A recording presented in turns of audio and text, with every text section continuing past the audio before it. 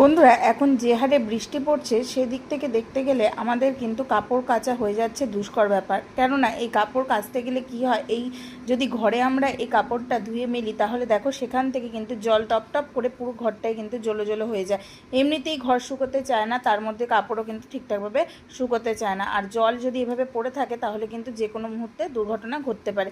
তো বন্ধুরা, যখনই আমরা কাপড় কাচবো না, মানে ধোবো না কেন, তারপরে একটা ছোট্ট কাজ করে নেবো। কাপড়টা ধোয়ার পর একটা এরকম মোটা তোয়ালে নিয়ে নেব, আর তোয়ালের মধ্যে পেতে নেব এরকম একটা খবরের কাগজ। খবরের কাগজটা একটু মোটাই নেব, নিয়ে তারপরে এর মধ্যে জামা কাপড়গুলো রেখে দেব। রেখে দেওয়ার পর ভালো করে পেপারটাকে এইভাবে মুড়ে দেব। মুড়ে দেওয়ার পর তারপরে এই যে মোটা যে তোয়ালেটা আছে সেটাও কিন্তু মুড়ে দেব। মুড়ে দেওয়ার পর কিছুক্ষণ এভাবে ডলাডলি করব। দেখো এইভাবে ডলাডলি করার পর কি হবে, এর ভেতরে থাকা পুরো যে জলটা সেটা কিন্তু এই পেপারটা মানে কাগজটা কিন্তু টেনে নেবে।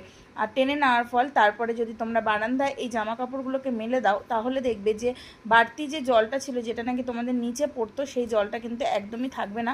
যার ফলে কিন্তু অনেকটাই মানে শুকনো থাকবে ঘর, আর একদমই জল জল হবে না।